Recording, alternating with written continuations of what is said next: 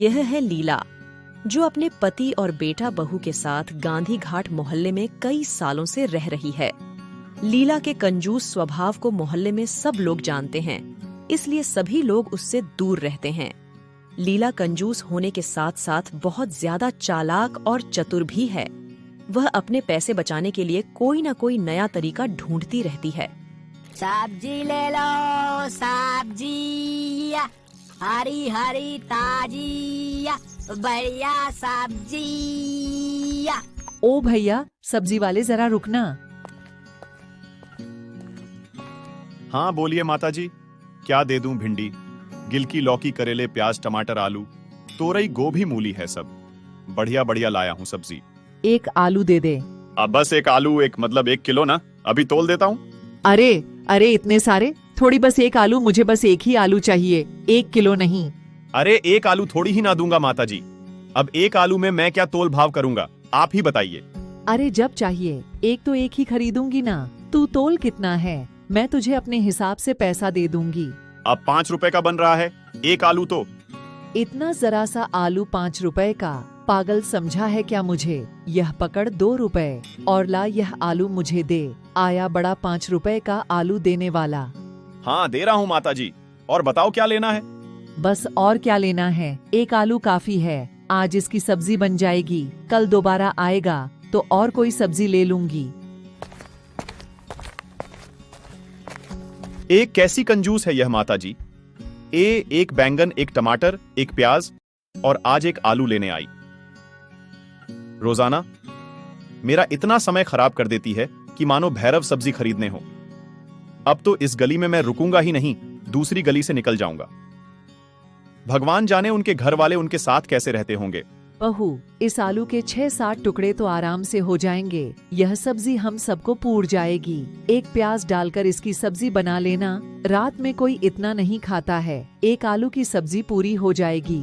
बस जहाँ देखो वहाँ कंजूसी करके अपने पैसे बचाती रहती है। अब भला एक आलू की सब्जी पूरी होगी? सूंघ सूंघ कर खाना पड़ता है सब कुछ। मन ही मन क्या बोल रही है? कुछ नहीं मान जी, वह चीनी का डिब्बा खाली हो गया है तो चीनी लानी थी। क्या इतनी जल्दी चीनी खत्म भी कर दी? कितनी चीनी डाल देती हो? बहू जाओ भंडार, घर से चीनी का डब्बा ले आओ, मैं खुद अपने हिसाब से दूंगी, तुम अपने आप मत लेना। रानी चीनी का डब्बा ले आती है। यह हुए 5 चम्मच, मम्फा 8, 9 और यह हुए पूरे 10 चम्मच। यह लो बहू, पूरे 10 चम्मच चीनी है। यह चीनी 2 महीने चलनी चाहिए।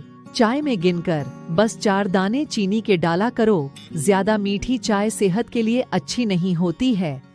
माँ जी 10 चम्मच, वह भी छोटे वाले, यह 2 महीने चले जाएंगे। यहाँ तो कुछ भी नहीं है, ये चीनी 15 दिन क्या, 1 हफ्ता भी नहीं चलेगी।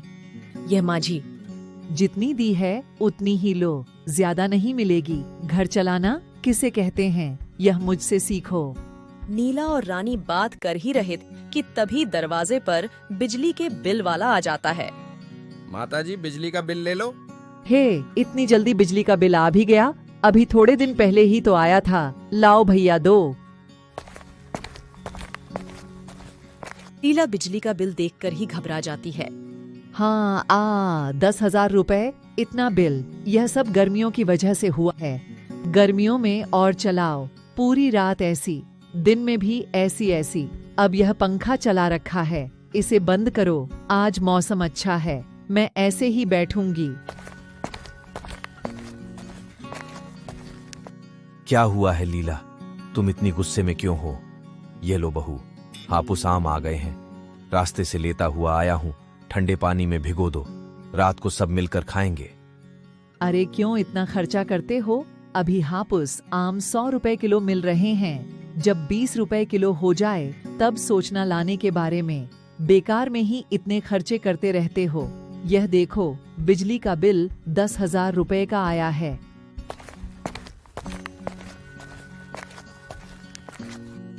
माँ, यह तो कुछ भी नहीं आया है। मेरे दोस्त का 18,000 रुपए का बिल आया है। दिन रात ऐसी चलाते हैं वह लोग, हम लोग तो फिर भी इतनी बचत करते हैं। माँ जी तो दिन में भी पंखा नहीं चलाने देती है, बोलती है ठंडा मौसम है, बंद ही रहने दे।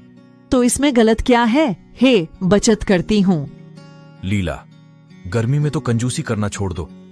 सर्दियों में अलग बात है। सर्दियों में तो वैसे भी बिजली का बिल कम आता है।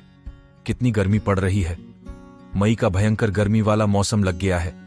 ये 3-4 महीने ही होते हैं जिसमें गर्मी ज्यादा होती है। आगे कौन सा ज्यादा बिल आने वाला है? तुम भी फालतू की चिंता करती हो बहू। तुम पंखा चालू कर दो, बहुत गर्मी हो रही है। अरे बाहर कितनी ठंडी हवा चल रही है, बारिश आने वाली है, मौसम अच्छा है। जब प्राकृतिक पंखा चल रहा है तो हमें यह बिजली के पंख चलाने की क्या जरूरत पड़ रही है? तुम लोग नहीं सुधरोगे, मुझे ही कुछ करना पड़ेगा। पता नहीं लीला के दिमाग में क्या चल रहा था। एक दिन जब वह टीवी देख रही थी, जिसमें उसने देखा एक औरत ने मीटर की सेटिंग करवाई थी, जिससे उसका बिजली का बिल बिल्कुल भी नहीं आया। वहीं से लीला का दिमाग घूमने लगा। उसने एक बिजली की दुकान पर काम करने वाले लड़के को अपने साथ ले आई और उसे अपने साथ मिल लिया और उसे रिश्वत देने लगी। देखो भैया, मैं तुम्हें अभी तुम्हें 200 रुपए दूंगी। तुम इस बिजली के मीटर में सेटिंग कर दो ताकि बिजली का बिल बिल्कुल कम से कम आए। और ऐसी सेटिंग करना है बिजली विभाग वालों को पता ना चले। माताजी चिंता मत करो, हमारा तो ये रोज का काम है। मैं मीटर में ऐसी सेटिंग कर जाऊंगा ना कि बिजली विभाग वाला ढूंढ नहीं पाएंगे। पर 100 रुपए और बढ़ा दो। माताजी बड़े कम दे रही हो, आप 200 रुपए। एक काम कर, तू जा, मैं किसी और बिजली वाले को बुला लूंगी। 200 से 1 रुपए भी ऊपर नहीं दूंगी। करना हो तो कर, वरना और भी बिजली वाले हैं मेरे नजर में। अरे अरे माताजी, आप तो गुस्सा हो गए। मैं कर रहा हूं ना, कर रहा हूं। ये लो हो गया, बस हो गया। आपका काम ये लो कर दी मैंने बिजली की सेटिंग। अब आपका बिजली का बिल बिल्कुल कम से कम आएगा। लीला खुश हो जाती है कि जितना मर्जी उतना पंखा, ऐसी चलाओ बिजली का बिल आएगा ही नहीं। माँ जी, बिजली की चोरी करना अपराध है। अगर किसी को पता चल गया तो मैंने सुना है कि बहुत जुर्माना लगता है। तू अपने काम से काम रख, और खबरदार, जो तूने अपने ससुर और विनोद को यह बात बताई है, वह कल यह सेटिंग हटवा देंगे। लीला अब दिन भर घर में पंखा, कूलर, एसी, लाइट सब कुछ चलाकर रखती थी। ये देखकर सब हैरान थे। रानी तो यह सब सच्चाई जानती थी, पर लीला ने उसे साफ मना किया हुआ था। एक दिन पड़ोसन मीना यह सारी बातें सुन लेती हैं। बस इतना सा, बिजली का बिल मुश्किल से 1200 रुपए का बिल आया है। यह तो मजे ही आ गए। इस बार मैंने कितनी बचत कर ली। मैंने बिजली की चोरी करके देखा बहू, मैंने इतना दिमाग लगाया। मीटर में सेटिंग करवा कर बिजली का बिल कितना काम कर दिया। धीरे धीरे बोलती हूँ, दीवारों के भी कान होते हैं। अच्छा, तो ये लीला बिजली की चोरी करती है।